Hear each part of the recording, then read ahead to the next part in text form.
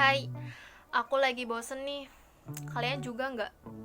Di masa pandemi seperti sekarang ini, nggak banyak kegiatan yang bisa kita lakukan. Sekolah online, kuliah online, mengerjakan tugas, ya paling cuma ini kan rutinitas kita. Kalian ngerasa nggak sih kalau selama kita di rumah aja kita malah jadi nggak produktif? Banyak kegiatan yang kita lakukan yang awalnya niatnya untuk menghibur diri, menghilangkan diri dari rasa bosan, tapi jatuhnya malah jadi bermalas-malasan dan nggak produktif kan? Contohnya, kebanyakan nonton film, kebanyakan buka media sosial, entah itu Facebook, Instagram, YouTube, TikTok, atau aplikasi lainnya.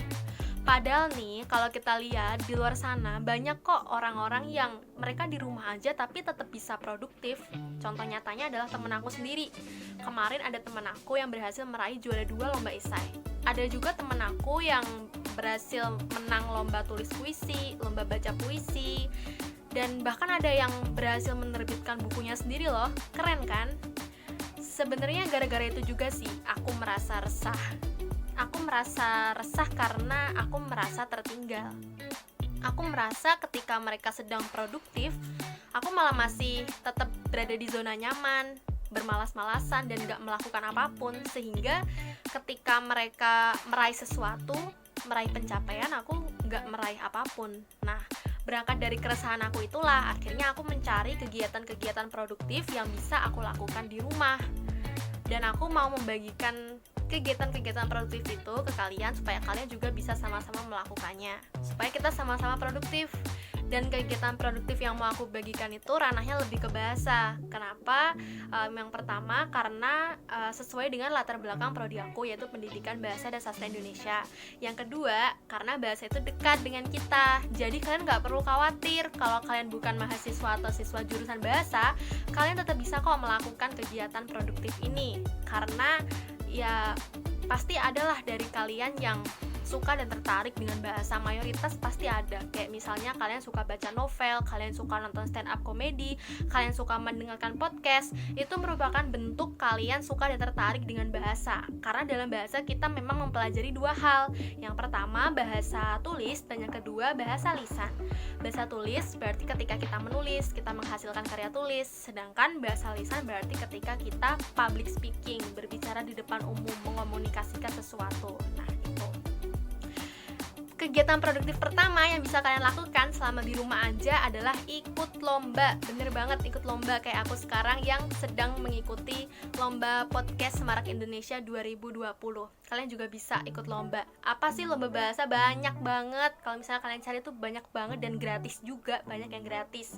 Ada lomba baca puisi, lomba tulis puisi, lomba nulis cerpen, lomba podcast kayak gini juga. Terus lomba stand up komedi, atau kalau misalnya kalian suka yang ilmiah, kalian bisa ikutan lomba menulis artikel opini, menulis esai, lomba karya ilmiah, dan lomba-lomba lainnya yang ada hubungannya sama bahasa. Hitung-hitung kalian belajar juga kan, cari pengalaman, mau menang mau kalah, ya itu anggap aja bonus lah buat kalian. Terus yang kedua, kegiatan produktif yang kedua yaitu menulis di blog. Iya, kalian bisa menulis di blog, menulis apa aja yang jadi hobi kalian. Karena menurut aku kalau misalnya yang kalian tulis itu berangkat dari hobi kalian, maka bakal lebih mudah buat kalian memulainya, bakal semangat gitu. Contohnya nih, buat kalian yang suka nonton film atau drakor, kan di masa pandemi ini banyak nih orang yang menjadikan film dan drakor sebagai pelarian. Nah, kalian bisa banget setelah kalian nonton filmnya, kalian nulis review atau ulasan singkat tentang film atau drakor tersebut, terus kalian unggah di blog.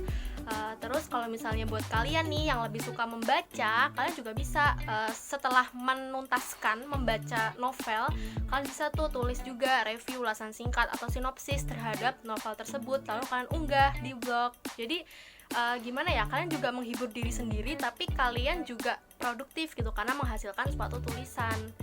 Terus yang ketiga, kalian bisa jadi konten kreator. Ya bener banget, kalian bisa jadi konten kreator dengan memanfaatkan platform-platform yang ada seperti YouTube, TikTok, Instagram, Twitter, atau Spotify. Jadi maksudnya gimana nih? Maksudnya buat kalian yang suka baca puisi, suka monolog atau musikalisasi puisi, kalian bisa tuh videoin kalian waktu melakukan kegiatan itu, terus kalian unggah di YouTube.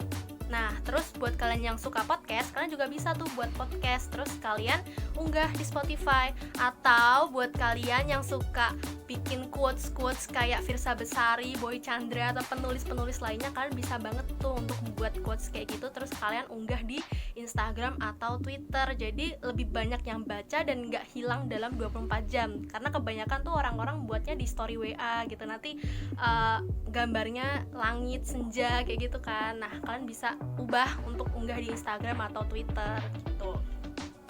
Dan biasain deh, dari yang biasanya kalian itu lebih ke reseptif atau menerima sesuatu seperti membaca dan menonton, itu kan kegiatan yang reseptif karena kalian menerima sesuatu. Nah, biasain kalian menghasilkan sesuatu mulai dari sekarang supaya lebih produktif, menghasilkan sesuatu produktif. Jadi yang awalnya cuma membaca doang, terus kalian mulai menulis, menghasilkan sesuatu, kalian unggah di blog, kalian unggah di YouTube, unggah di Instagram, Twitter. Yang awalnya cuma dengerin podcast, kalian biasain mulai untuk membuat podcast dan unggah di Spotify. Nah, kayak gitu. Terus yang keempat, tips yang keempat yaitu kalian menulis di Wattpad. Ini buat kalian yang punya jam terbang atau pengalaman menulis yang udah bagus lah. Kalian bisa mulai nulis novel, naskah, terus kalian unggah di Wattpad. Atau kalau misalnya kalian udah percaya diri nih, kalian bisa juga kirim ke penerbit naskah kalian tadi. Siapa tahu kan ada penerbit yang tertarik. Nah, kalau misalnya kalian tipe yang lebih suka yang ilmiah-ilmiah, maksudnya non fiksi ya, kalian bisa ngirim tulisan kalian, misal berita atau artikel opini, ke Jawa Pos, Suara Merdeka, Kompas, atau yang lainnya. Nah, tips yang kelima nih, sekaligus menjadi tips yang terakhir, adalah tips buat kalian yang merasa kurang percaya diri sama tips yang keempat. Jadi kayak aku belum percaya diri kalau mau melakukan yang keempat, mau ngunggah di Wattpad takut nggak ada yang baca. Kalau di penerbit pun kayaknya juga nggak ada yang tertarik karena emang nggak banyak jam terbang aku dalam menulis. Nah, kalian bisa mulai melakukan tips yang kelima, yaitu banyakin menulis puisi dan cerpen. Jadi kalian tuh kayak buat target gitu loh. Misalnya seminggu nih, dalam seminggu aku mau buat 2 puisi. Kalau enggak, dalam 2 minggu aku mau buat 1 cerpen. Gak usah banyak-banyak, tapi yang penting ada targetnya gitu, dalam berapa hari mau buat berapa karya, kayak gitu. Jadi itu untuk membiasakan kalian menulis. Dari situ nanti kalian belajar, karena memang bahasa itu bisa dipelajari dan bisa dibiasakan juga. Dari situ nanti kalian yang paling terpenting adalah konsisten, dilakukan secara terus menerus. Jadi kalau misalnya kalian udah konsisten melakukan itu, nanti kan pasti banyak tuh karya kalian yang udah terkumpul, baik itu puisi, cerpen, ataupun karya tulis yang lainnya. Nah, bisa tuh kalian ikutkan lomba karya kalian itu. Atau kalau kalian mau menerbitkan jadi buku pun juga bisa, kayak temen aku tadi. Jadi nanti kalau misalnya puisi jadi antologi puisi, kalau cerpen jadi antologi cerpen. Nah, kayak gitu. Jadi ya kegiatan-kegiatan itu tadi juga melatih kalian, terus membuat kalian jadi produktif, tapi juga bisa untuk menghibur kalian juga. Kalau untuk yang tadi yang baca novel, yang nonton, dibuat review singkat gitu.